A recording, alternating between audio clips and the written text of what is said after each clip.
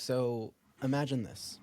It is a hot summer evening, the kind where the air's pretty thick, the sun is beaming down just a little bit too hot.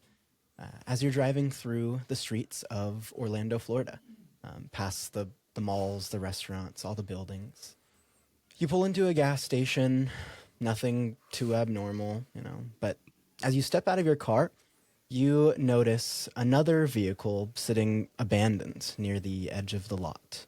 It's a white Pontiac Sunfire.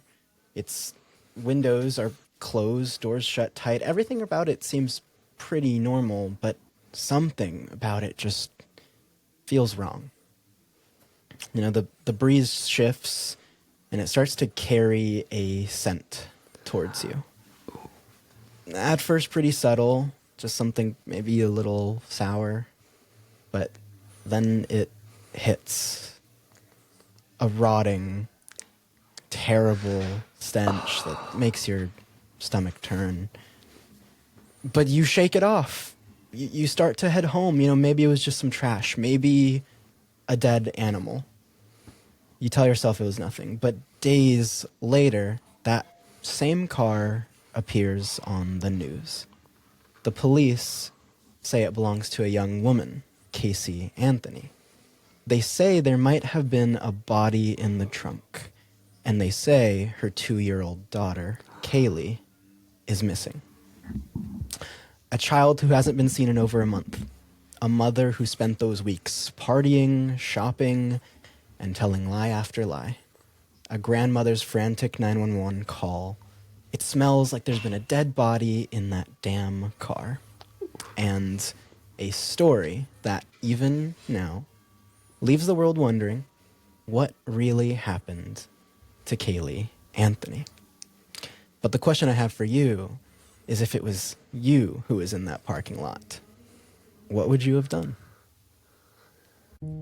Chambers of the Occult may contain content that might not be suitable for all listeners. Listener discretion is advised.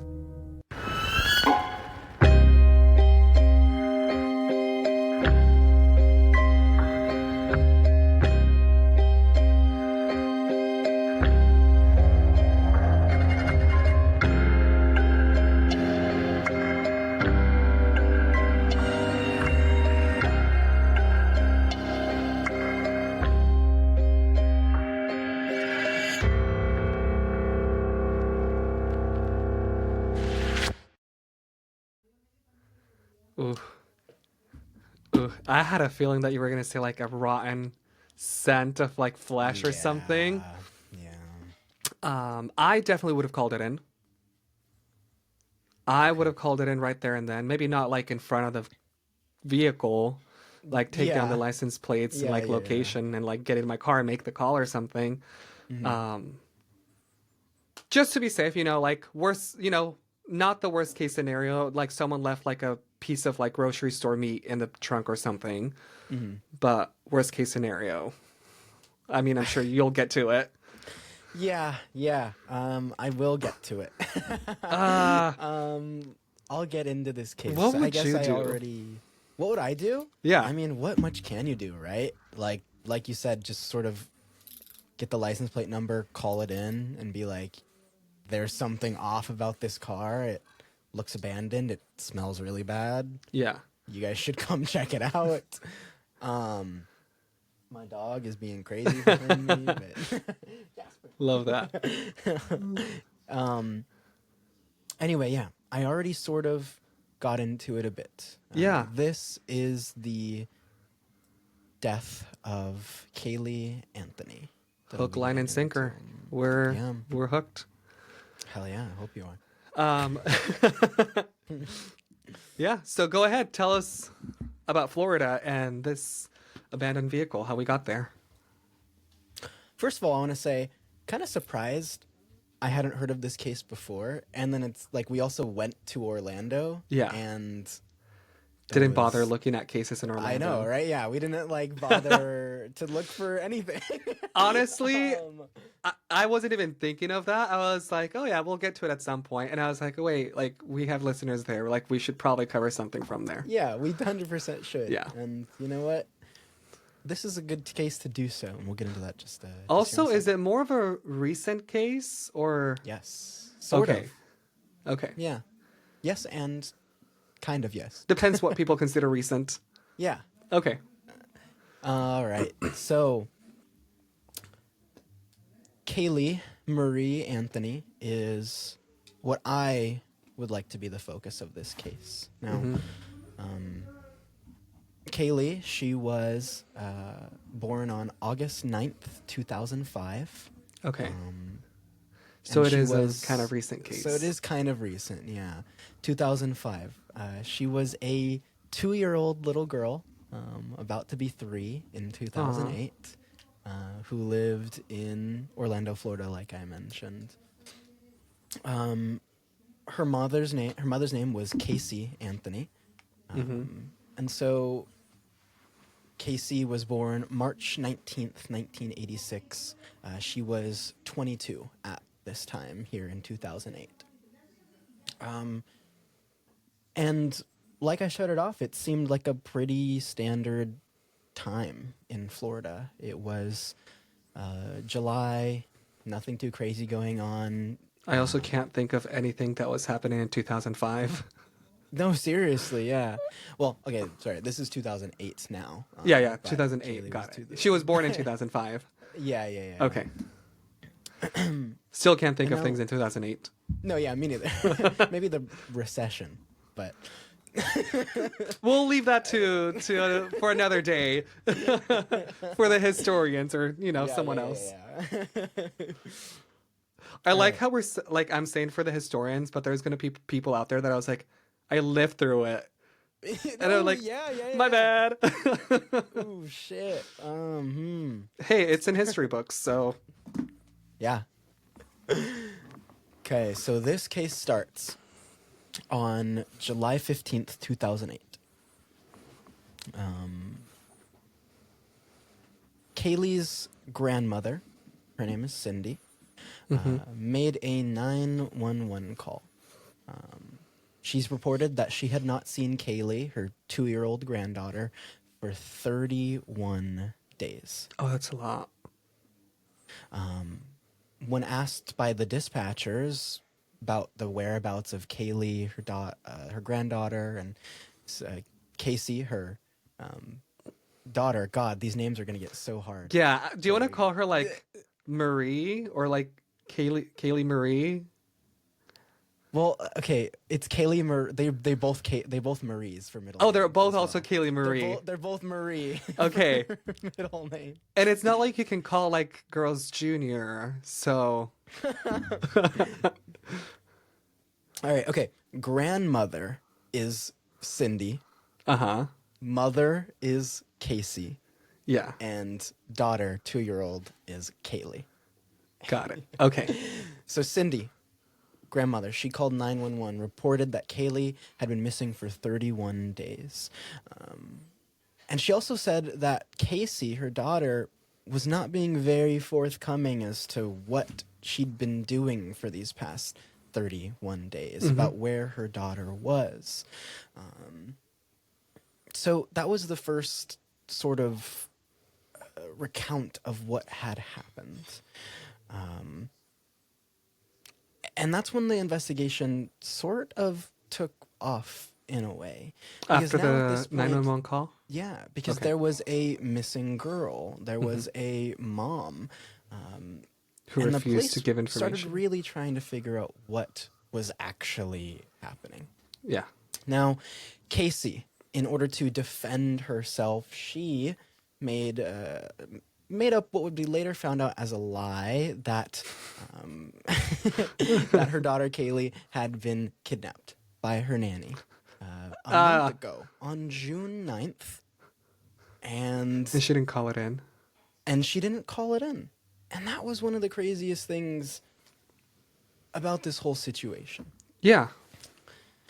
So the police get involved. They're talking to Casey, trying to gain more information. And now Casey, she gives the police the name of her nanny, saying that her name was Zenaida Fernandez Gonzalez. Poor nanny. That the last time that Casey had seen her daughter, Caylee, was on June 9th earlier that month. Okay. When she had dropped her off to her nanny. But after that, just like she mentioned, she was kidnapped, ran away, couldn't find her, but it had been 31 days. Yeah. That file a police report, do something. Yeah, no, seriously. So there was already some suspicion going on of what had happened. Casey had been gone for a month. Her mom, Cindy, had no idea where she went. She went. Mm-hmm. So the police tried to work with Casey, the mom, about what this happened. They learned about the nanny, Zenaida, and so they went to investigate. Casey then said, okay, I can take you to the apartment where I dropped her off. They took her to the apartment, and the police found out that actually the apartment hadn't been lived in for the past 4 months. Oh. So what was going on here? Mm-hmm. The investigation continues. The police asked Casey where she had been. She said she was working at Universal Studios in Orlando. And so to be able to prove this, the police actually told Casey to take them to her office over at Universal Studios. Did she have an office? Well, she walked inside to the building. She went into a random building in Universal and then admitted that she actually had worked at Universal Studios 3 years prior.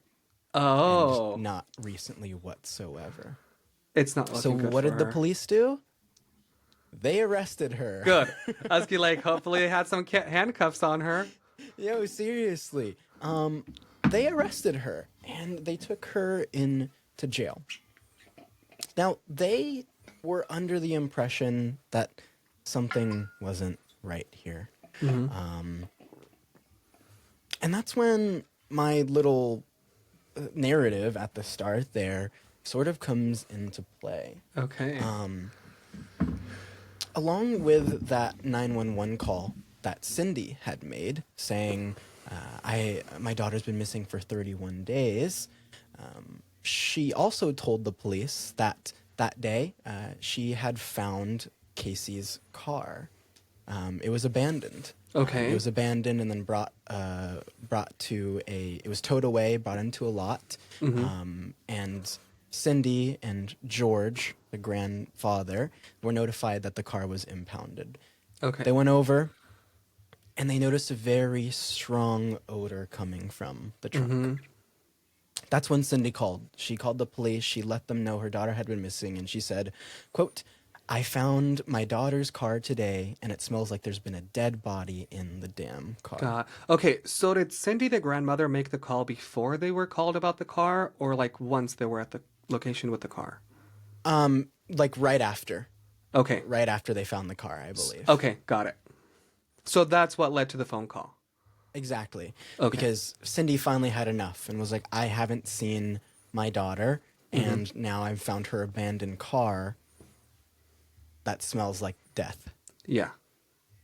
So that was probably the worst part of this all.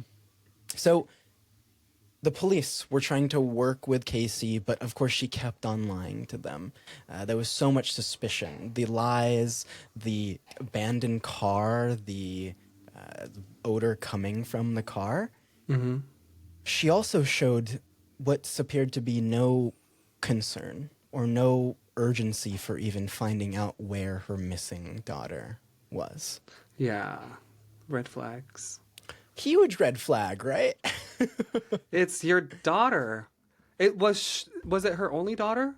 It was her only daughter, yeah. Okay, and was like the father in the picture? No. Okay. Or not that I know of. Mm-hmm. I believe, yeah. Okay. So she's arrested. And things are kind of slow for now. It's July 16th when she gets arrested. She was charged with giving false statements to law enforcement, child neglect, and obstruction of a criminal investigation. But her bail was posted. She got out on bond initially. So she was out of jail, even though all of this was not in her favor. Yeah. And where this case gets really interesting is when the trial and the evidence starts to come in. So, like in previous cases, there's usually a build-up to, what actually happened. Yeah. But in sort of this one, the brunt of the craziness behind this case happens during what happened after Casey got arrested. Okay. And that's why I've already gotten us to this point. Got it. Okay. Before you get into it, do you want to make your camera focused again? Is it out of focus? Now it is. Now it's focused. How long has it been out of focus for? For the last 10 minutes. I'm so sorry. No, you're fine. As soon as I said it, you went back into focus. Oh, okay. So I'm good now? You're good now. Okay. So you can go ahead and get into the case. I genuinely thought that you noticed it was out of focus and you're waiting for the right spot to pause in the story. Oh no, because I have my camera small right now. Okay. So on my screen, so I don't actually see it. No, you're fine now. So I guess the camera just needed to be told to get back into focus. I guess so, yeah. All right. So questioning begins, and it's quickly found out that one of the lies that Casey told, right, was that this nanny even existed in the first place. Okay. And that she got, last time saw her was June 9th. But it was quickly found out that the last time Caylee actually was seen was June 16th. Because on June 16th, Casey left her parents' house in Orlando along with Caylee. And they said, Casey said that she was taking Caylee to the nanny, and then they were going to go on a work trip over to Tampa for the next few days. Of course, that wasn't initially said. It was all lied about in the very first place. And yeah, because she's too young to be going even to preschool, so a nanny is the only thing that makes sense. Exactly, yeah. Yeah. But like I mentioned, the investigation is probably the coolest part about this case. How did they go about it? So, it was a huge thing. They got so many people from all around the state involved. In total, there were over 100 witnesses called in from both sides of the defense and whatnot. Over 100?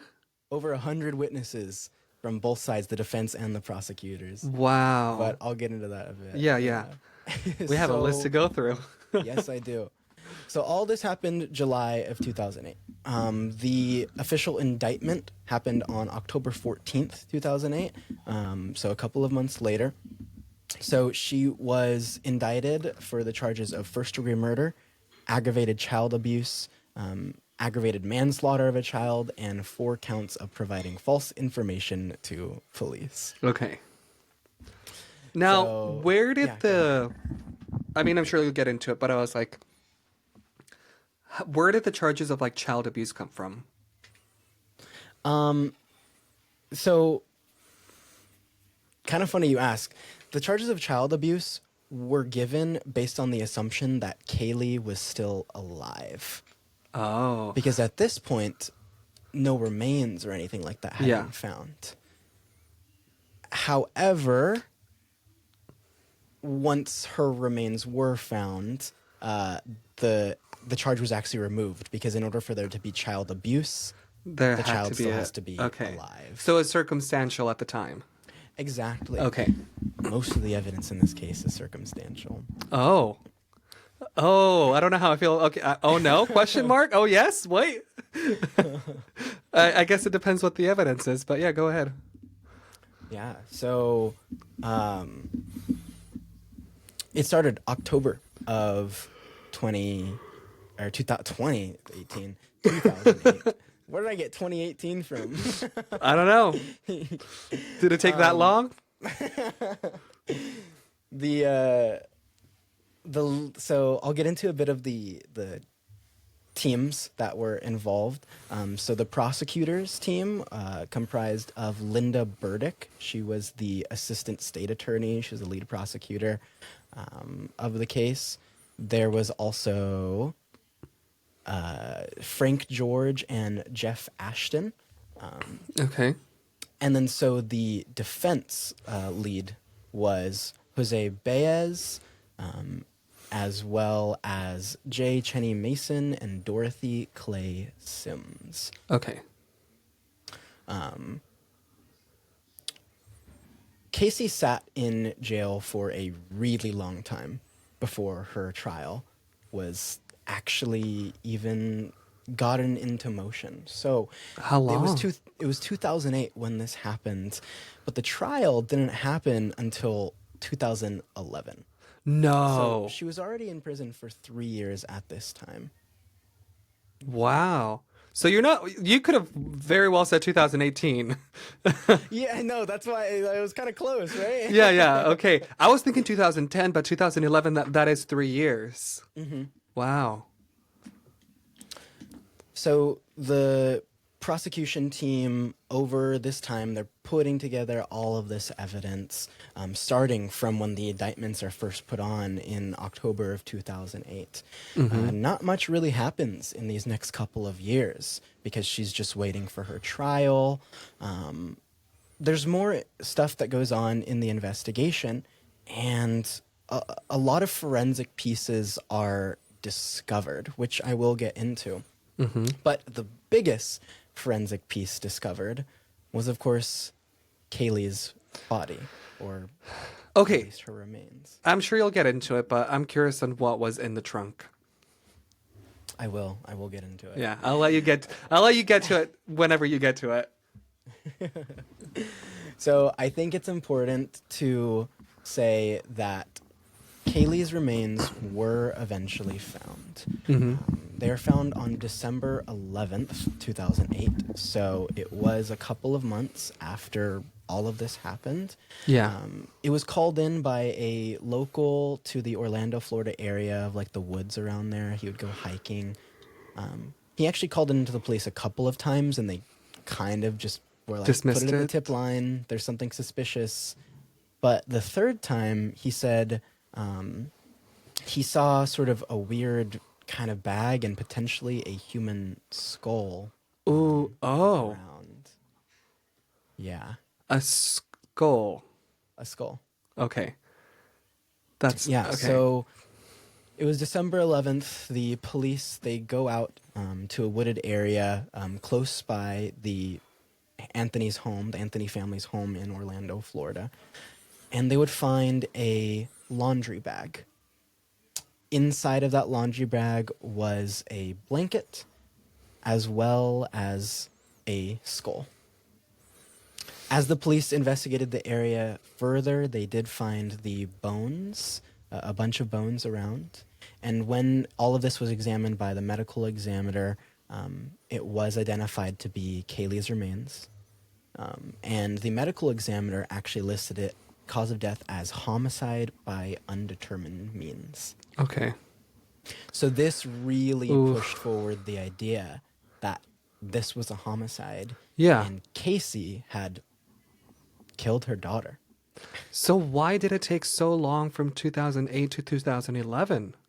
That's just how courts work, honestly. Like, things just take time. and especially when Even there's with such huge the discovery things. of a body? I guess so. Wow. I guess so. I mean, if you look at like lots of cases historically, like the suspects will just sit in jail for like years until their trial actually happens. I don't know how I feel about that. right? It's kind of crazy to think about because she wasn't formally, like, convicted of anything yet. But she still was in jail for 3 years years before the trial. I mean, the only thing I can assume is that she was put on bail, but she couldn't afford it. And so she just had to spend the time there until her trial started. Yeah. So, the facts of the case. We'll get into those a little bit. Mm-hmm. So, this is what they could rely on in the court. The July 15th, 2008 911 call from Cindy, learning of the car that smelled like a dead body, the disappearance of the child for so long. Mm-hmm. The fact that June 16th was the last time that she had been seen, and the fact that the nanny that was reported did not exist at all. One of the biggest facts was that Casey continuously lied to the police in this investigation. Yeah, I think that's like the biggest red flag and the biggest reason to like interrogate her, just because we can't rely on anything you've said so far. So exactly. So it was like, what the fuck are we supposed to believe of anything that you're saying? Yeah. Even like the fact that even if she lied about, I mean, everything was a lie, but like even if her daughter was to be kidnapped by the nanny, the fact that she didn't call it in until she never called it in, her grandmother had to get involved. Yes. Yeah. Which is so crazy. And I'll get into a theory of why that is, or a couple of them later on in the case. I had a question, but I'm sure you'll get it. It might be a theory, or it might just be a question related to her. Wait, ask the question. I want to hear it. I wanted to know if it was like that, that medical term I forgot, but like after you give birth, like the woman feels like super depressed after giving birth to her child. Like postpartum depression? Yeah.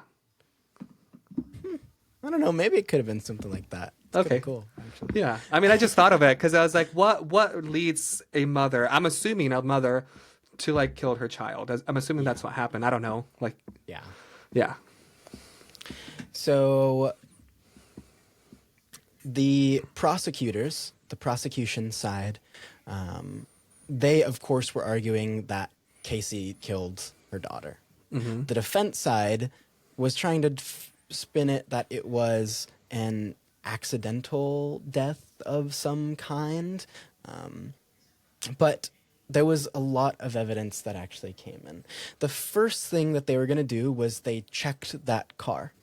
Yeah. They, of course, opened the trunk. This was years prior, expecting to find maybe some type of dead something. Yeah. It was just some rotted trash that was inside the trunk. So they didn't really have much to go on until they started running tests. Okay. Sorry, go ahead. No, I was going to say, like, did they do anything else with the car? No, I mean, they didn't really, like, look into the car or they didn't do anything else with it. I mean, they investigated the car and did some forensic evidence, which I'll talk about right now. So what they did is teams from the FBI, from what's it called? The medical CIA. examiner's office. Okay, I was like, I don't know. What other, like, government agencies out there? Just list all of them. Like, all the investigations. So, as they were canvassing through the car, they actually found one single hair. I was going to say hair. One hair. And so they brought in an FBI hair analyst. His name was Sebastian Shaw. And so they tried out they looked for this piece of evidence, this hair, and they of course found that it had human DNA, but they couldn't figure out exactly what human DNA it was from. Okay. There was mitochondrial DNA that they used, which could narrow down lineage, so family lineage, but not actual like DNA. Yeah. So they did determine that this hair did come from a female in the Anthony family. Okay. But it was one single hair. Wow. Another thing about this hair is that, according to Sebastian Shaw, the analyst, it actually had banding around the root of the hair, and that banding, like I think discoloration of it. Okay. He had been doing some provisional studies, and he had determined that that type of root banding could only be caused in a hair after death. I don't like where this is going. Yeah. So that was one of the pieces of evidence. They also checked the car, and they looked for like an air examination. So they How do you tested do the that? air that was in the car. I have no clue. Yeah, it was an air analysis. The odor analysis, it was developed by Dr. Vass. And so I don't know how exactly it works, but yeah, he tested the air inside of the car for chemicals, chemicals that aid in decomposition. And Dr. Voss did find out that there were some elements of decomposition in the air, but it was nothing that was really too substantial of evidence. Okay. But when they checked this car, they also found trace amounts of chloroform in the air. How? I just want to know how people get chloroform. They search it up. Yeah. So did they go through the through her history? They did. Okay. Go ahead, Kai. So you keep going. They actually got a search warrant. The police got a search warrant to look through the search history on a computer at the Anthony house. And so they actually found that there were searches for chloroform, that were deleted. It was deleted search history. Which makes it and so more once suspicious. again, it was more circumstantial evidence. Yeah. The prosecutors said it was Casey. Casey had to have searched this. The defense said that this was the family computer. Any one of them could have searched it. A 3-year-old is not going to know how to spell chloroform. Well, like grandma or grandpa, George or Cindy. Okay, fair. Okay, so they all could have done it as they well. all live together? Yeah, so she was primarily she primarily lived at her parents' house, the grandparents' house. Okay. Yeah. Got it. Okay. More circumstantial evidence. Fair.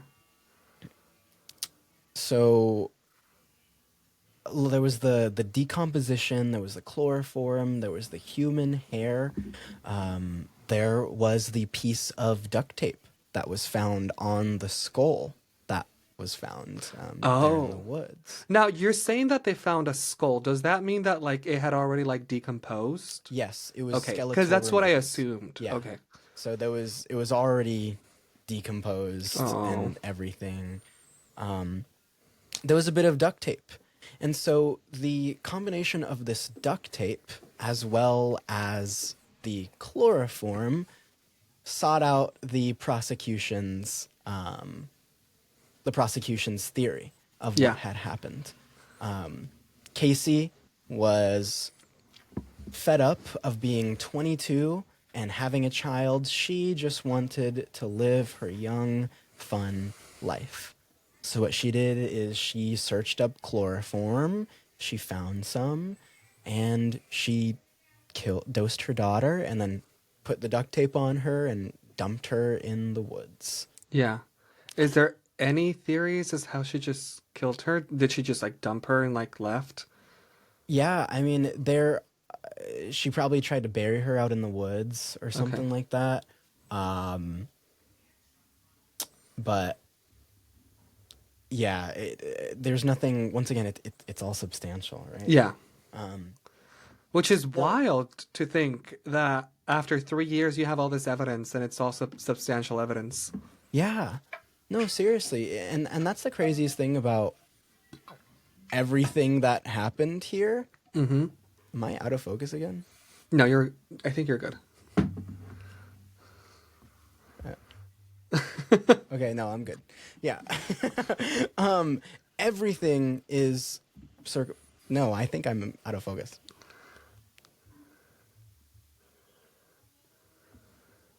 Hello. It's fine. I'm just going to be out of focus this video. Don't worry Okay. about it. Hey, this is not the out of focus you were the first time I talked about it. I was like severe, like very, very out of focus. You're fine right now. Okay, good. Yeah. Yeah. So you're good. Yeah.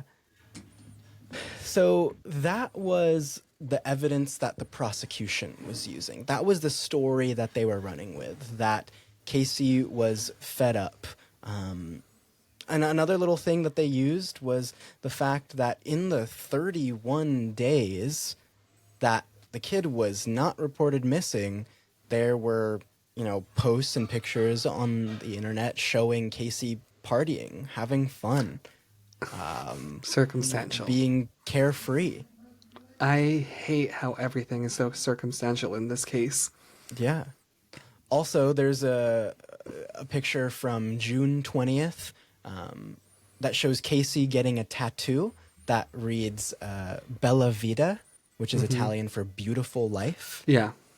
And she seemed perfectly fine. But June 20th would have been 4 days after the last known time that Caylee was seen.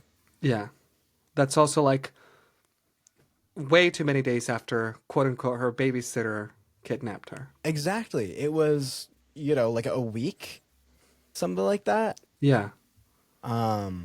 Over a week? Yeah, 2 weeks almost.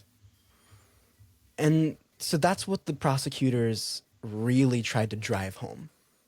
All of what we've seen of Casey has been carefree. Her demeanor has been not urgent. She hasn't cared about trying to find her daughter. She is just worried about herself. Mm-hmm. She was young. She was fed up with being a mom. So she killed her daughter and buried her in the woods. And then just went on to have her day to day. Yeah. Now, the defense had to come up with something as well. Of course. Right, of course, they did. They tried to push the fact that it was an accidental drowning that had happened. That Caylee had drowned in the pool. Okay, but the autopsy didn't say that, did it? No, it didn't. So what the defense really tried to push was that she drowned in the pool, and then grandfather George covered all of this up for Casey, took Caylee, and buried her in the woods in order to avoid getting a child neglect charge. And so they kept it hidden for a whole month. I don't like that theory. I don't either. How did the grandpa feel about getting dragged into this? He did not like it.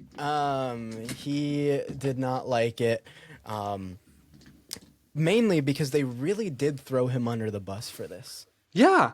But not only that, but one of the things is the question was, well, why did Casey go along with it? Why did she, let her father George do this? Mm-hmm.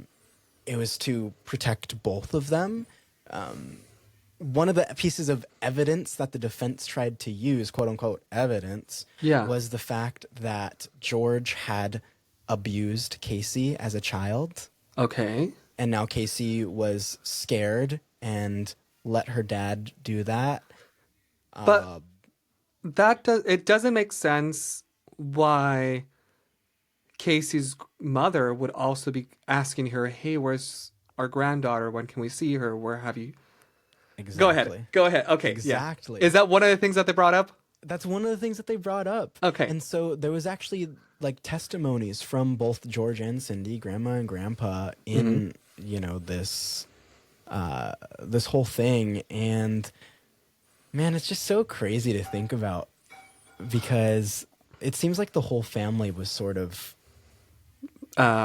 at odds with each other Okay. in a way. Okay. Like, I was gonna be like, what's the word? Like, not malfunctioning, but like, there's oh another. yeah. Yeah, I get what you mean. There's another word for it. Yeah.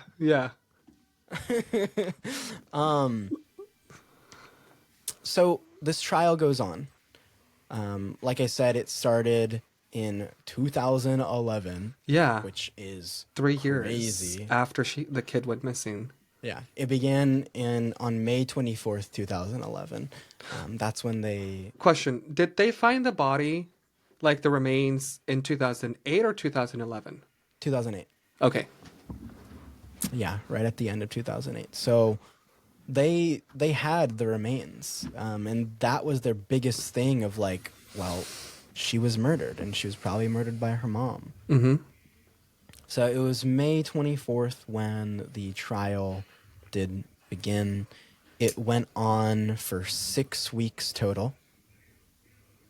I think one of the craziest pieces of info I read about this was that the jury, they were sequestered the entire 6 weeks. And so them being sequestered means that they were all essentially housed in a hotel and cut off from the entire outside world around them for 6 weeks. Yeah. Because so they like, didn't want outside influence. Yeah, so the media can't get to them, so they can't get to the media, so like they can't be tampered with. That's wild. Yeah, because it that was doesn't happen with crazy. every jury. No, it doesn't. And I mean, most juries or most trials really only take like a few days at most. I don't know. So the second week of the trial is when some testimony happened. That's when the defense brought in a lot of circumstantial evidence of their pool drowning theory. The third week was pretty much just forensic analysis. That was them looking into the computer search history, the composition of the air in the car, the hair analysis, the duct tape.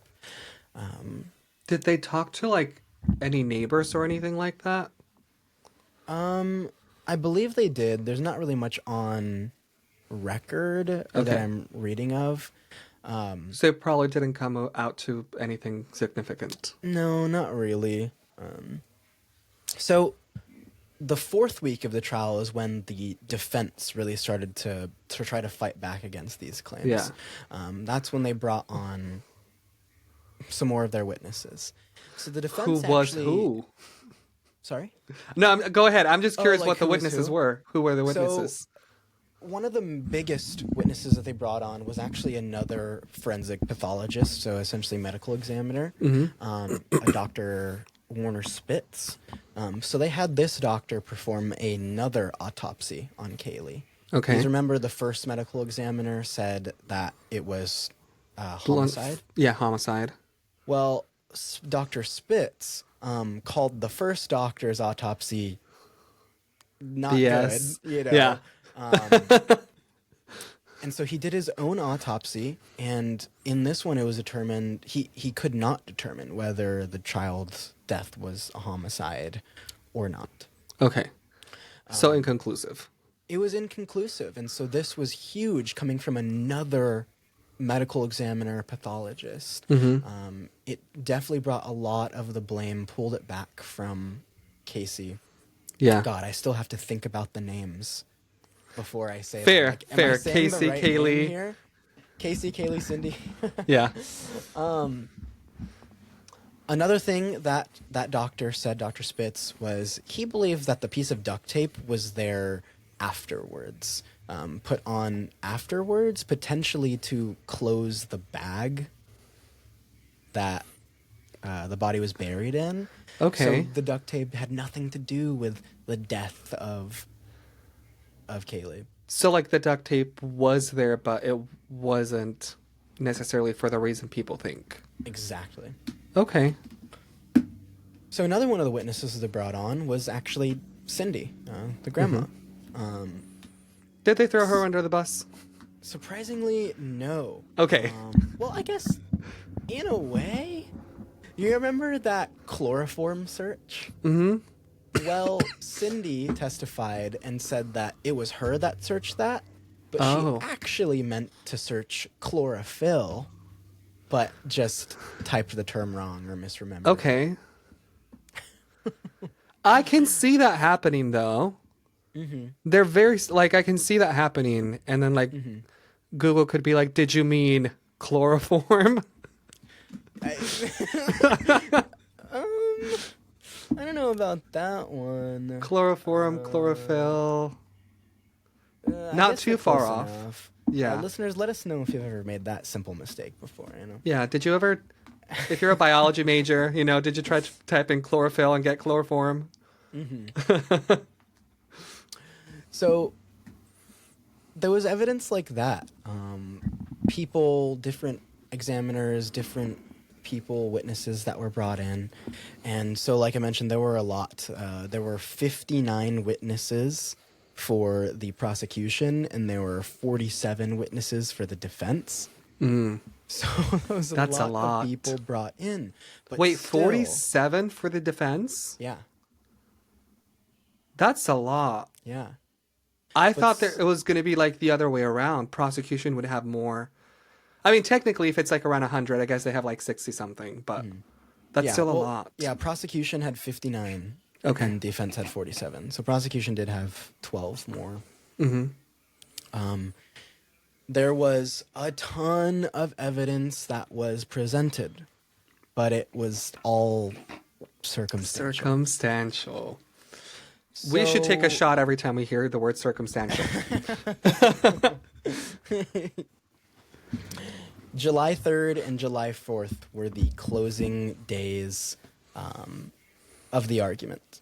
The prosecution, of course, kept reiterating, she killed her daughter. She didn't want to be a mother.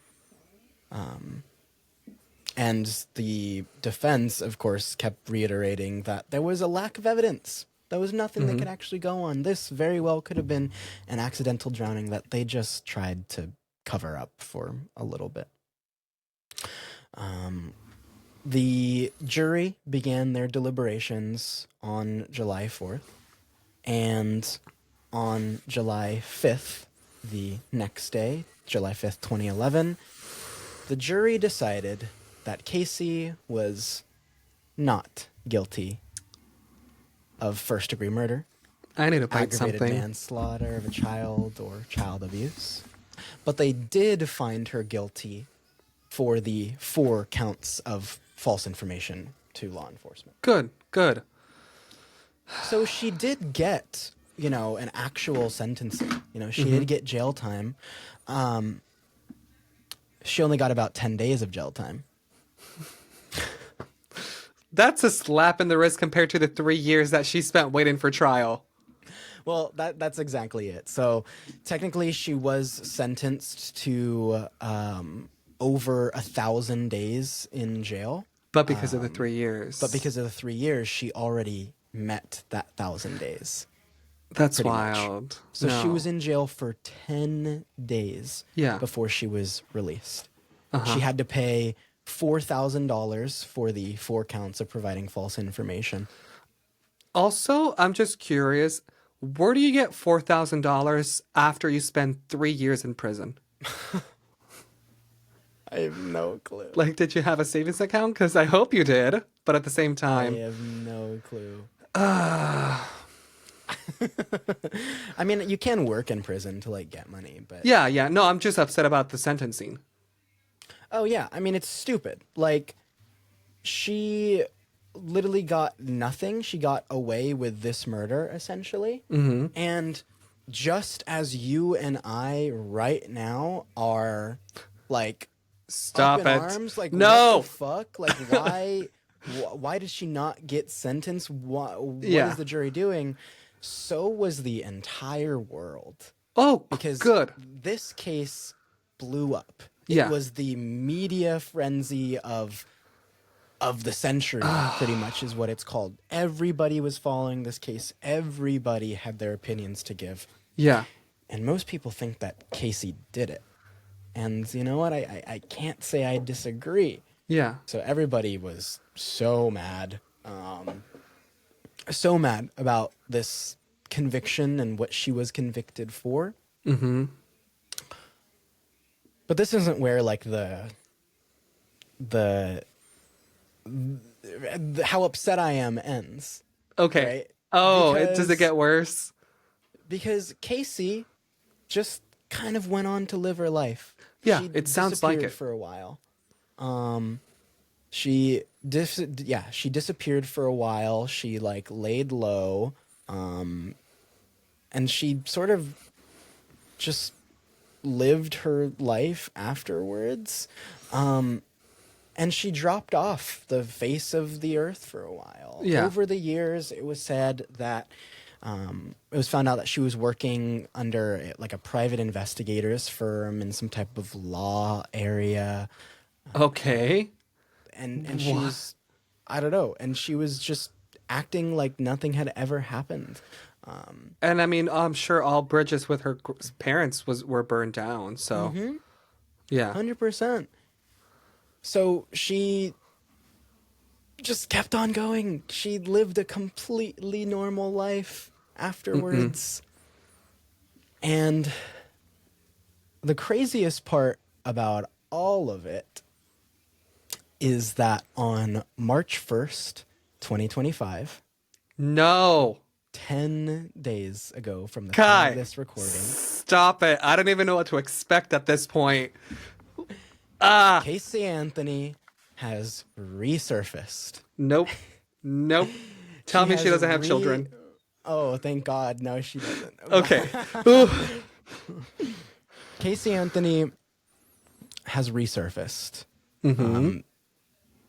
Take a wild guess as, to how she's come back. I don't know. I don't know. I genuinely don't know. Did she like make a big appearance in like TikTok or like something? Yes, she did. No. No. Stop it. You're kidding me. No. She pulled a Gypsy Rose. Yes, she did. She pulled No. a Gypsy Rose.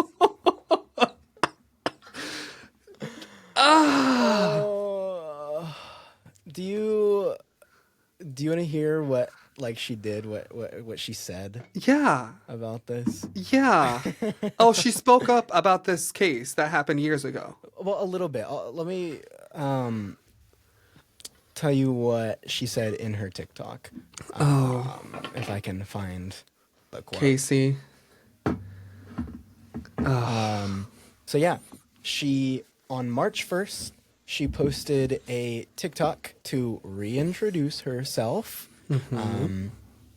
She said that she essentially is a law advocate and a researcher, and it's now going to be her job to advocate for herself, her daughter, and those in the LGBTQ community. Hey, Casey. Why don't you start looking into what happened to your daughter then?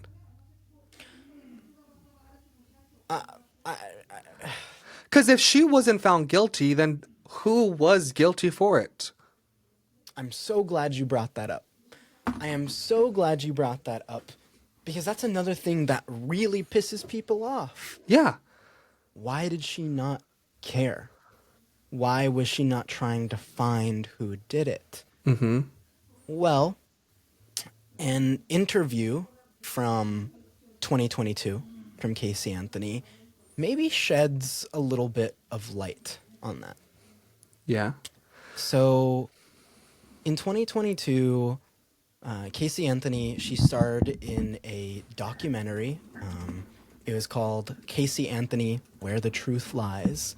Essentially, it was about showing Casey's side of the story and her view going through this whole process. And what she actually did, we were talking about throwing her dad George under the bus. Yeah.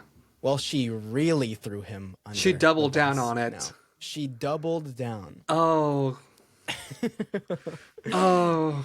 She doubled down.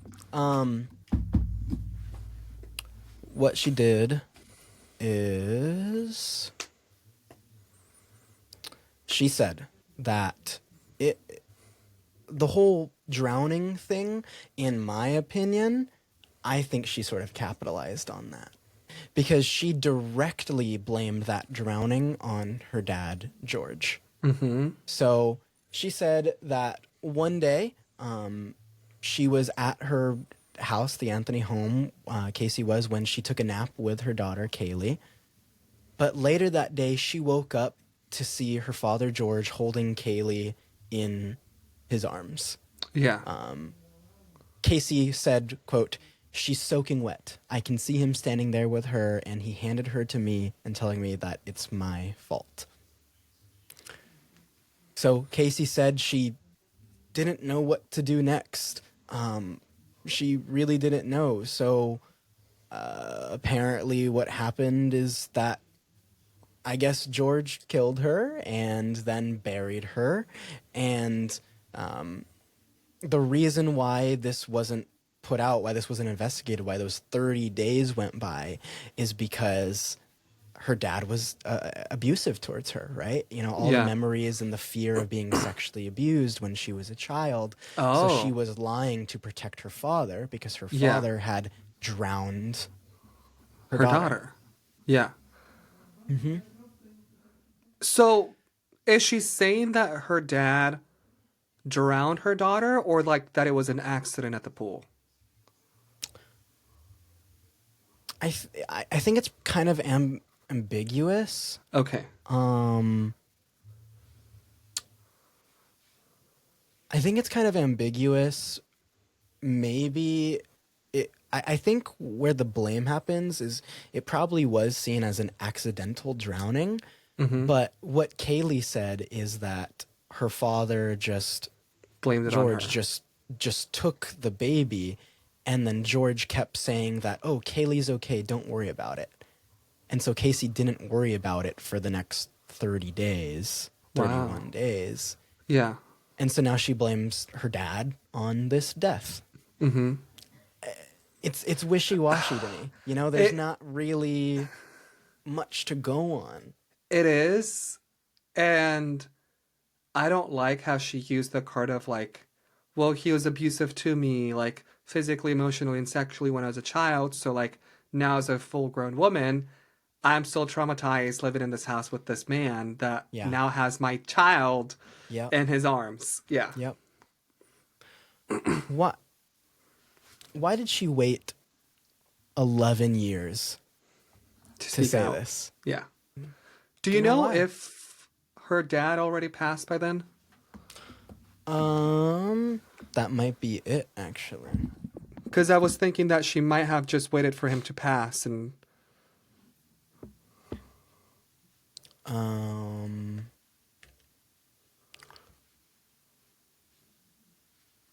Because if he... Yeah, that's the only thing I can think of. If she waited so long, maybe it was for him to pass. I don't know.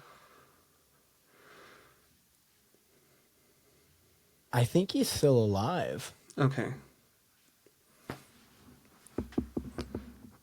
Yeah, I think he's still alive. Wow. I mean, I'm sure that when she came out into the public eye again, like, everyone, it was comments left and right. But... Yeah.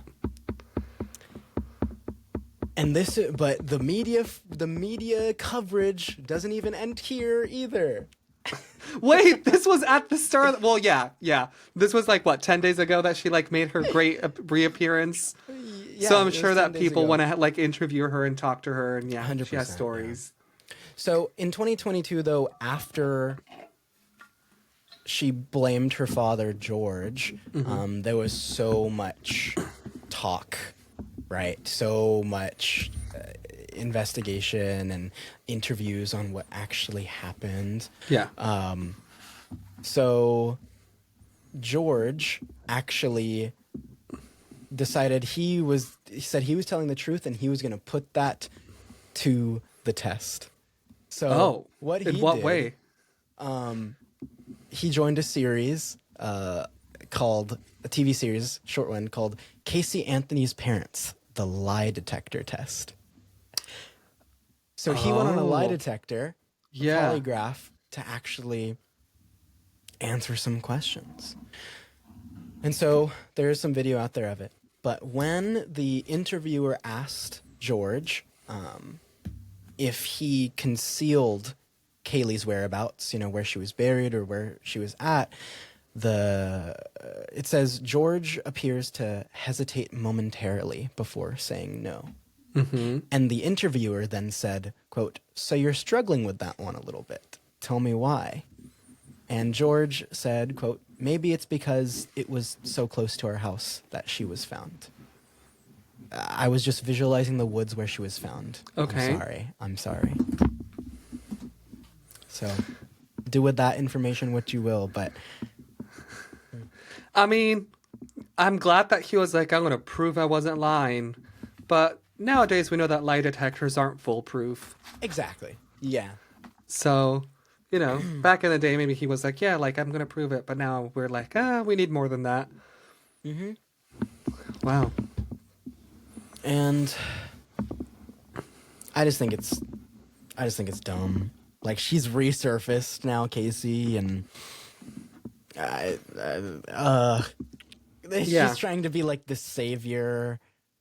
She's trying to advocate.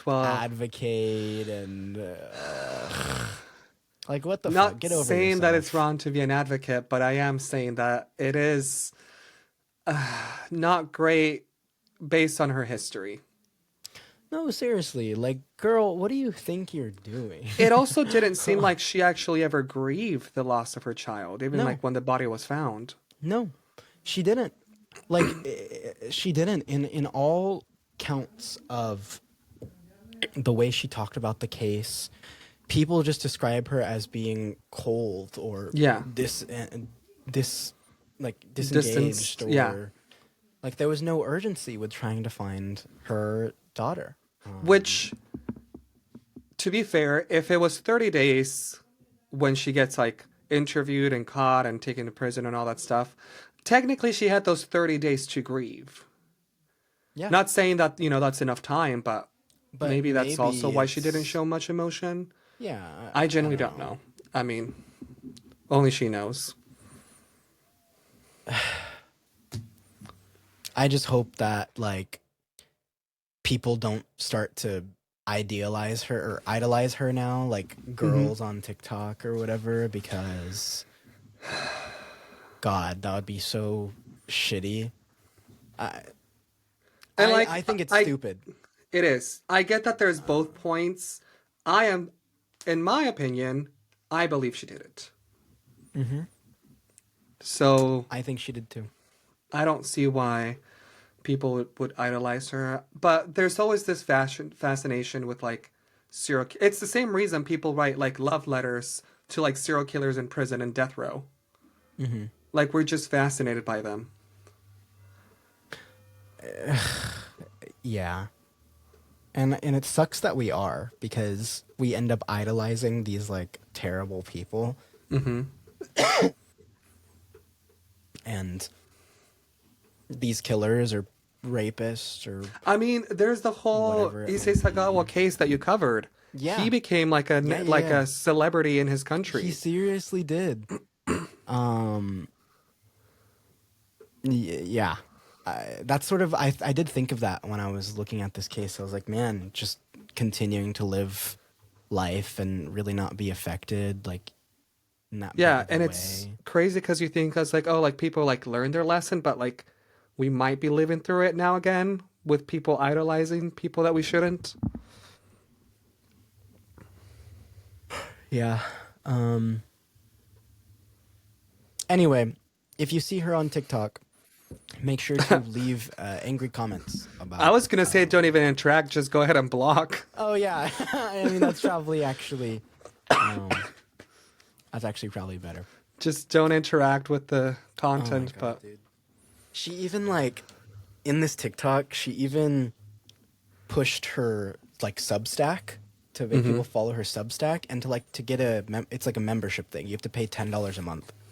No, like she was trying to get money from people on her first fucking day back, and with like all the phones currently always listening. I'm sure it's only a matter of time before she shows up on my feed.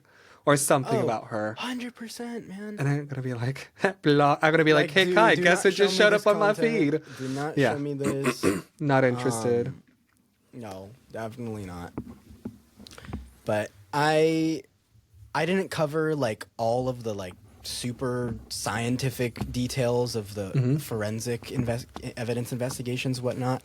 But there's a lot of info actually out there, and I think it's interesting to take a look at. So if anybody is interested in some of the like science behind some of this investigation, definitely look into this case a bit more.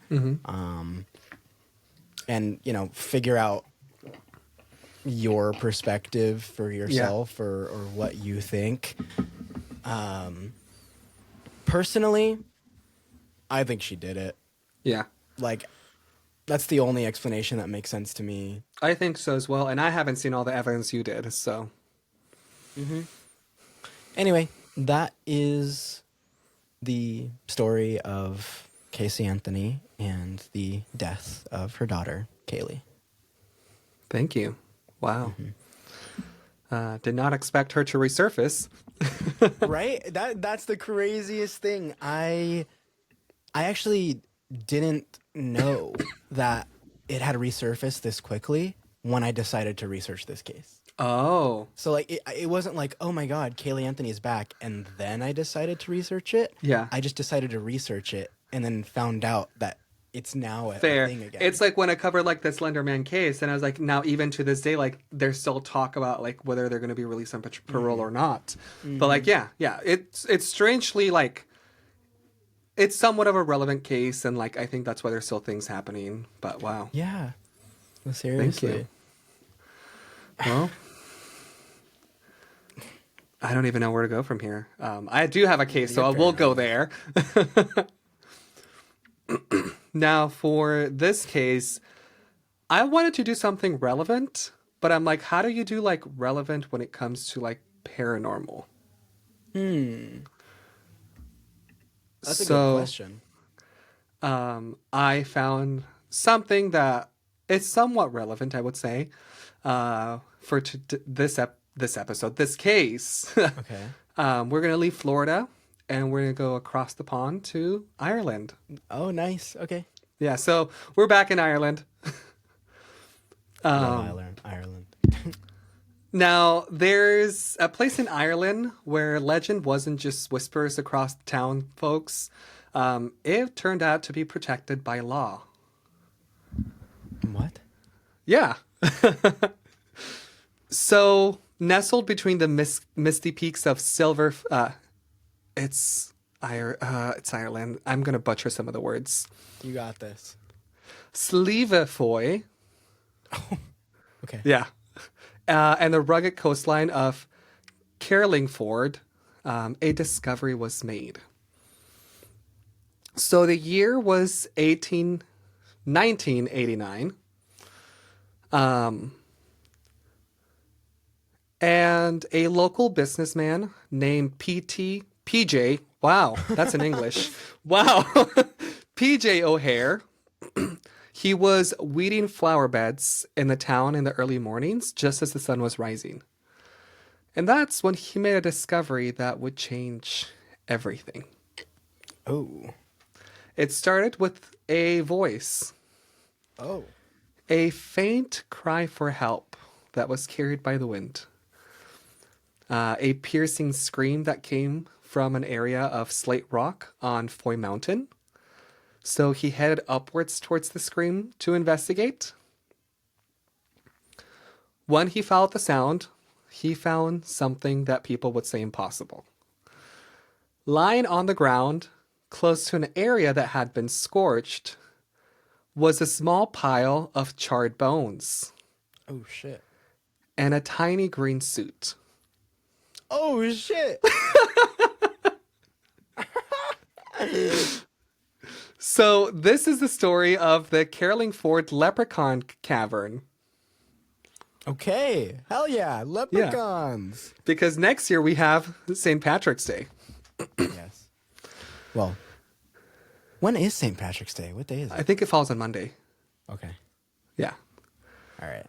So, PJ O'Hare picked up the little green suit, and he found four gold coins in the trousers pockets. So almost immediately, PJ knew what he had found. Mm-hmm. Hell yeah. The first authentic leprechaun suit ever found in Ireland. Now the question is, was it a hoax? Was it a trick of the mind? Or had he actually stumbled across some proof of something else? Dude. I hope to God this is a real leprechaun. So, before we get more into the story, let's talk a little bit more about what leprechauns are and how they originated. Okay. So, the first reference of leprechauns comes from folklore stories that were written in the 8th century. The Celts referred to them as water spirits, which I did not know. That's cool. They were once known as leprechaun, meaning small body. Because, it fits, yeah. You know, you describe what you see. Others associated them with Lug, a god of sunshine and light, and a member of, I'm going to butcher things again, the Tuatha De Danann, which was a group of supernatural beings that existed in mythological Ireland. So the god Lug or Lu gives his name to the county of Louth in modern Ireland. So from the 1880s on, they became part of like Irish folklore. And most said that leprechauns were shoemakers or cobblers who danced the night away. Which I'm sure we've all heard some story of like a shoemaker leprechaun or something. Yeah. Their shoes were regularly worn out and needed constant repair. Others said that they spend their time digging for gold, and others that they spend their time being mischievous. Also, the great Irish writer William Butler Yeats wrote a 19th century of leprechauns being solitary figures and different than fairies, but he agreed that they did play pranks on people, and he warned them to keep their distance from them. Now, sadly, they have been portrayed as monsters through film by Hollywood in recent times, particularly one starring Jennifer Aniston. What? There's a couple Leprechaun movies that are designed to be horror. Okay. They're not great movies. They haven't. Oh, we could definitely have like a watch party, folks. Folks, if you want us to watch some Leprechaun horror movies that haven't aged well, let us know. Oh, that'd be fun. Yeah. So yeah, the leprechauns were never associated with anything bad. They're like an entirely different type of being where like the fairies would pretty much bad things can happen with fairies. Leprechauns, not so much. Fairy trees, a lone tree field under which fairies live. It said that it couldn't be cut down, even in modern Ireland, for the fear of what might happen if like they destroyed like this family's household. Mm-hmm. Bad news and luck is bound to follow you for the rest of your days. Yep. And then fairy rings or forts are still common in Ireland. They're like stone circles where it's like said that fairies and like changelings are left in place. Which a changeling is just like a human.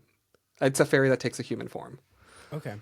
Okay, so originally leprechauns were seen as small, old, crinkled face, red-haired men. Damn. Why are you so mean to them? It's just how they were described. They were dressed in red jackets and trousers edged with gold, floppy hats, black belts with gold buckles, and wearing black boots with gold buckles. So kind of like standard leprechaun. Yeah. So it was just thought that the dominant red was burned into the Irish psyche by like the never-ending presence of the English soldiers. Mm-hmm. So following the Irish independence in 1921, green became the dominant color for the leprechauns. Gotcha. So that's something that was like a little history lesson. I was like, oh, before their independence, leprechauns were red. After their independence, leprechauns were green. Got it. Yeah. So it seemed like a natural progression to move away from like a deep red to like a deep green. And that's when like Ireland became known as like the Emerald Isle. Now, let's see. Okay, so let's get back to the story now. There was a little history on leprechauns. Okay. So, PJ O'Hare, he found this little leprechaun outfit, this bones, and this 4 gold coins. And he picked it up and he took it to his pub to have it displayed. The bones were in a glass case for everyone to see, and thousands came to see what many believed to be authentic leprechaun clothing. Sick. However, there was a close friend and a confidant to PJ who was named Coilt. Wow. McCoilt. Let's call him McCoilt. I love Irish people. Their names are so... Yeah. McCoilt didn't believe it. So McCoilt was very skeptical about the existence of like leprechauns. So he had a mission. Yeah, as I am as well. Fair. His mission was to set out to prove that leprechauns did not exist. Okay, I like it. I like it. So, a man after my own heart. So what did he do? He said, you know what? I'm going to hold the first national leprechaun hunt. Dude, I want to be there. I want to be there too. They still do them. I'll get into it. Sick. Okay. So the first national leprechaun hunt was on Slieve Foy Mountain to see if anyone could find a leprechaun. So what he did is that he hid 5 ceramic leprechauns with 1,000 pounds underneath each of them. So it would encourage people to be like, hey, and he sold leprechaun hunting licenses for 10 pounds each. Oh my God. That was probably a lot of money. Yeah. Back then. So this guy was making bank. He was scamming these people. I mean, people knew what they were signing up for. It was like That's a true. leprechaun hunt. That's true. Hunt. So hunters paid 10 pounds. They got their hunting leprechaun license, and they were off. Hunters found the fake leprechauns, those ceramic ones, but no real leprechauns. So a few years later, PJ died, and his pub was sold. But the suit and the bones were placed on the wall in a glass case, so people could still see them. Interesting. However, no one ever knew what happened to the gold coins.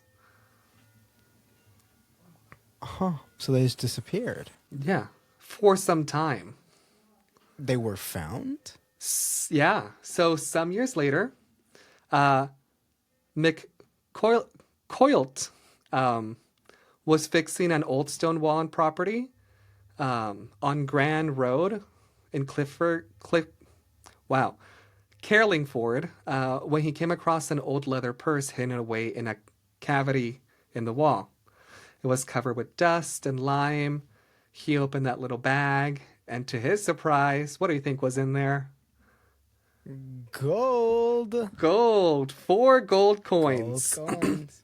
The exact 4 gold coins that PJ had found. So before he died, he left them on property for his friend to find. Got it. Yeah. So Mr. McCoilt kept them on himself for many years until one morning with his dog. He was crossing Carlingford's mountain where the suit was found. And McCoilt came across 3 leprechauns sitting on a rock. No way. Yes. So he was just transfixed and he really couldn't communicate with them. He was like frozen. The dog too. He was just rendered motionless. The three leprechauns were talking to each other, but they were paying no attention to McCoyle. And then they disappeared under a rock as if they went out of sight. And as they went out of sight, McCoyle and the dog were able to move again. So he came back home and he was just unsure whether to tell his wife what had happened. And so he's like, do I tell my wife I saw three leprechauns? Because it's like, well, she might think I'm crazy if I do. Yeah. Like, there was no need to have her worried.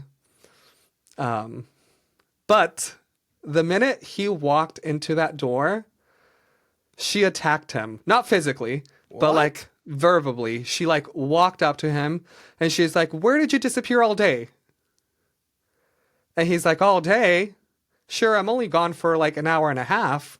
And she said, it's 8 o'clock in the evening. Mr. McCoyle was, Mr. McCoyle was dumbfounded.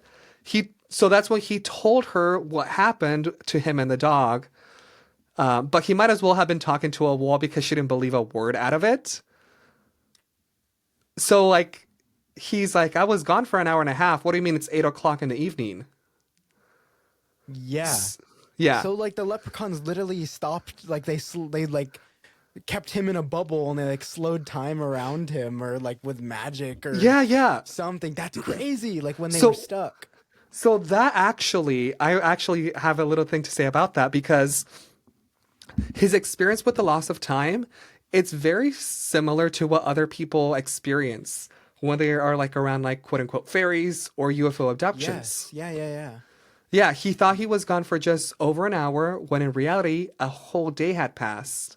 That's crazy. So it fits like eerily into the pattern that we see like in other paranormal things. Because in traditional fairy folklore, people that are taken by like the good folks sometimes return days, months, or even years, believing that they were only gone for a short while. Yeah. And when it comes to modern UFO abductions, people have missing time. It's often reported that they're like, we don't know how much time went by. So like, could there be like a strange connection between like Irish fairy encounters and like aliens or like just other leprechauns? Could this also explain people disappearing in Ireland and remote regions, only to reappear with no memory of what happened? Dude, that's crazy. Yeah. Leprechauns might be real. So, what does McCoyle do? He returned to the mountain the day after. Good. Honestly. He wanted to see those. Yeah, he wanted to see those leprechauns one more time. And this time, he could communicate with them. No way. So Mr. McCoyle met the little folk again. And it turned out that one of the gold coins gifted to him allowed him to talk and see them. Oh, okay. So then I have a little script here, not too much, but it says, he heard a tiny voice say, hello, McCoylite. He turned to the little fellow that was now sitting no more than 18 inches tall. He stared at him for a while, his mind numbed and in disbelief. Who are you? He asked. My name is Carrig, he replied. I am the clan elder of the last remaining 233 leprechauns left in Ireland. That's so little. Yeah. He said, one of the coins you found allows you to communicate with me. We are a dying species, and we need human help in our efforts to survive. Save the leprechauns. Save the leprechauns.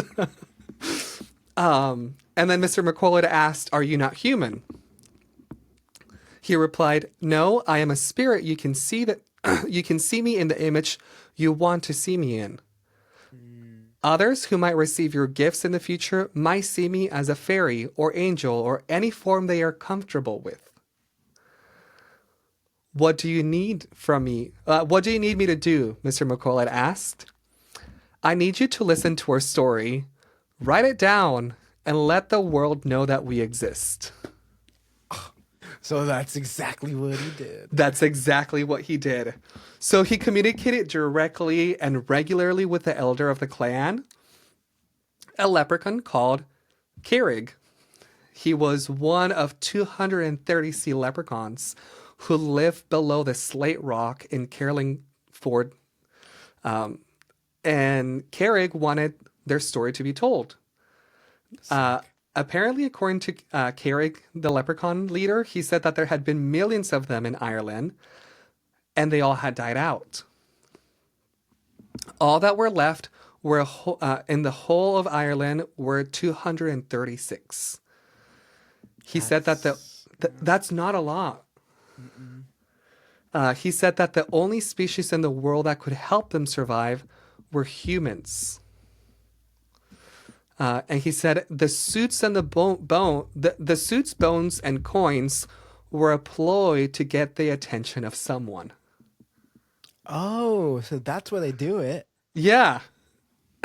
So I don't know if it was like a leprechaun dying off and they're like, let's use this chance to get someone who comes like help us. Probably. Or like, yeah. So it went crazy. It's crazy because McCoylt originally didn't believe in leprechauns. He's like, you're full of shit. I'm going to have a leprechaun hunt. And now here he is talking to 3 leprechauns and writing down all the history. So McCoylet took out his notebook, and as Craig began to speak, he told him of their lives from the beginning of time until today. Yes. He covered geological, mythological, and social history of Ireland, and in particular, that of like the Carlingford and Cooley Peninsula. Holy fuck. So they've existed since like the beginning of time. Yeah, according to like him, yes. So he said that they lived in that they lived below ground during the Ice Age. Oh shit. Until it ended in Ireland 11,000 years ago. They say that they saw the first humans to arrive in Ireland 10,000 years ago from Central Europe. Okay. And that 5,000 years ago, they watched as the Druids and slaves built the Neolithic tomb at Newgraig, and that they saw St. Patrick arrive in Ireland in 432. Did they see Jesus? Did they see the Big Bang? Did they see the good question going extinct? I don't know if like Jesus came to like Ireland, but that's a good point. They wouldn't.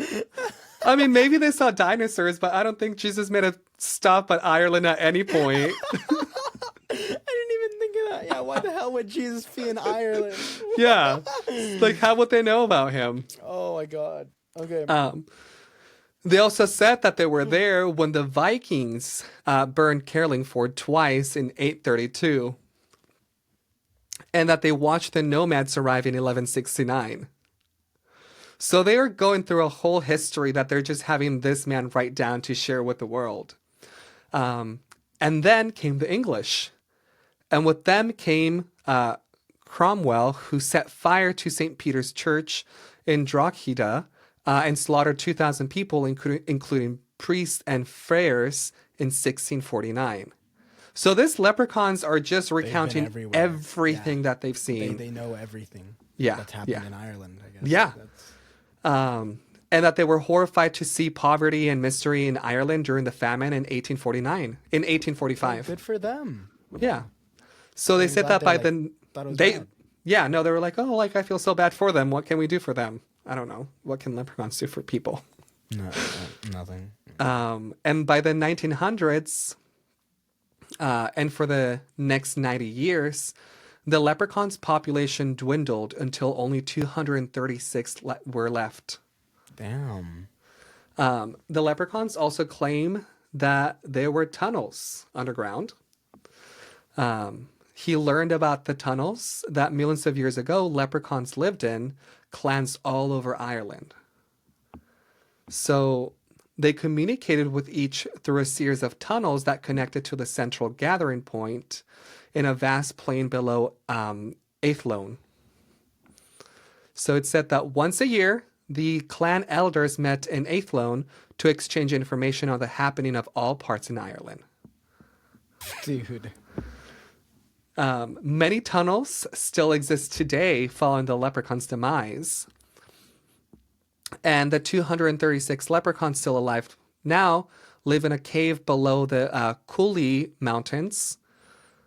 And this is linked to a tunnel under Carlingford to a cavern on the shores of Carlingford, Laos. So it lies beneath the Carlingford Folklore Park. And Mr. McCollite is now a believer. Well, Mr. McCollite was like on some type of drugs or something. Like, I don't know.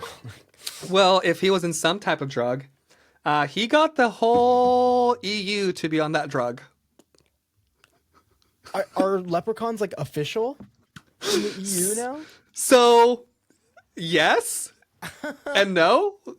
Okay. So what he did is that he gathered a group of like-minded people together for years, and he lobbied to the EU to have the directive protections of flora, fauna, and wild animals. They lobbied to have leprechauns added in there. Included in... Yep. That's sick. And it was a tough fight, but they finally achieved their goal in 2009. That's sick.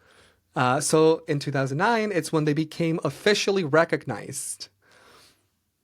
The EU sent Madame Isabelle Jane from Fécamp in Brittany, France, to Carlingford with the official letter declaring that leprechauns of Carlingford Mountains were protected under the European Habitats Directive, on the grounds that they could not prove or disprove their existence.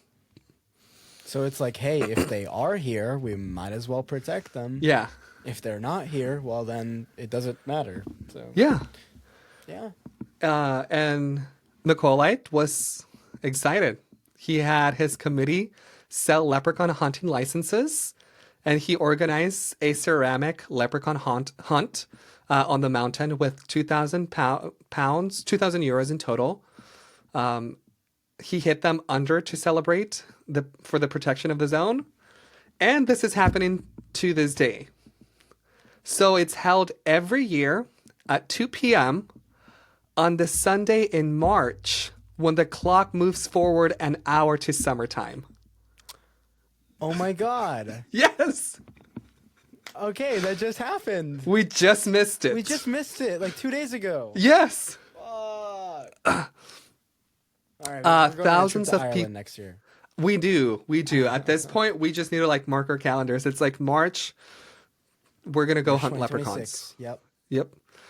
Thousands of people turn up, which I think is great. There's also a small passageway in the main chamber with like the glass door of one of the 5 used by leprechauns when they came down to Carlingford. And it was only discovered in 2011 when Carrig agreed to make its whereabouts known to McCollite. So McCollite wrote all this stuff down, and he published 5 books. The first book, the first book was published in October 2011, and I have the 5 titles of the books. The first book is called At the Beginning. The second book is called Fire and Ice. The third book is called Humans and Druids. The fourth book is called Kings and Queens and the Brown Fool of Cooley. And the fifth one is called Pots of Gold, Wedding at St. Patrick's. I need to read these books. Apparently they were on Amazon because it said like find them on Amazon, and I couldn't find them. It was like, oh, this link is no longer active. So it's probably out there somewhere. They're in English, so I'm sure we can read them. Oh yeah, I would love to read those. That's sick. I don't know. Yeah, so I would love leprechauns to be like real, but that guy was probably just like high. Well, the thing is, if you go to the pub, they still have like the bones and the little green suit there on display. Okay. Doesn't mean that they're real, but it could also be like, was it a hoax? Or I don't know. Was it a hoax to draw attention to his bar, get him like more patronage, and I don't know. Who knows? Maybe leprechauns are real. I hope they're real. if they are. I saw a sign when it says like that it's the EU, it's under protection. It has like fauna, flora, and it also lists leprechauns, which I just think it's really fun. That's cool. Yeah. So that's it. Leprechauns fought to be seen, to have their story told, and to prove that they were more than just a myth.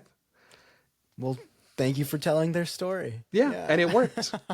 You know, someone finally paid attention, which makes you think, how many people go unnoticed until the right person finally looks a little closer? Yeah. Who knows? A lot goes unnoticed. Yeah. But not you, listeners. Thank you for being here. Yeah, thank you. Thank you. This was a fun episode. Hope you all have a good St. Patrick's Day. Yeah. If you celebrate or want to, or yeah. You know. And hope your sleep schedule wasn't thrown off by that. Oh man, my sleep schedule definitely was. I'm still recovering. Oof, I'm so tired. I've yawned a few times during this episode. Yeah, no, same here. Like, I'm so tired. So this was a fun one though. We hope you enjoyed. Let us know your thoughts. Seriously, like, out of any episode, like this one, I really want to hear thoughts on the Anthony case. Because listeners, like, I don't know if you think Casey is guilty about it or not. And also, I want to hear if you think leprechauns are real or not. So, yeah, I want to hear both. I want to know if you think Casey was, guilty, because in my opinion, she was. There's no other possibility to me. Like, she just is. I don't know. Yeah. And also leprechauns. Yeah. Do you think leprechauns are real? Quick side note. Portland, Oregon, I think it's in Portland, Oregon, has the smallest leprechaun park. What? Yeah, just a side note while I was researching, it's not enough to cover a full story, but it's like a tiny little square of like grass. For leprechauns? That's sick. But yeah, so that's all, folks. Thanks for tuning in. Yeah, thanks for being here. Next episode, folks, it's a little special one. It's going to be a double true crime episode. Yeah. So stay tuned. It's going to be a pretty special episode. We've got something, I guess, planned, important about it. Yeah. Yeah. So stay tuned. So if you like true crime, I also realized what we didn't do an introduction for this episode. Hi everybody, I'm Kai. And I'm Jay, and you've been listening to Chambers of the Occult. Chambers of the Occult. Wow, I didn't even realize that. Yeah, we just hopped right into it. Yeah. I don't know, I guess we both were that like hooked into. I mean, you had a really good like hook. Thank you. So, all right. Thank you, folks. Take care, everybody. Yeah. Until next time. Smurfs. Ah! Thanks for listening to Chambers of the Occult. For photos, sources, and anything else mentioned during the episode, check out our website at chambersoftheoccult.com. You'll find everything you need there if you do find yourself wanting more. You can also follow us on all of our socials at Chambers of the Occult and on Twitter at COTO Podcast. If you have any questions, comments, recommendations, personal anecdotes, or concerns, let us know. Fill out our contact form on our website, email us at chambersoftheoccult@gmail.com, or leave us a message on our socials. We would love to hear from you. And if you enjoyed what you heard, we would greatly appreciate it if you could drop a like, leave a comment, and subscribe. It is absolutely the best way to show your support, and it would mean the world. Until next time.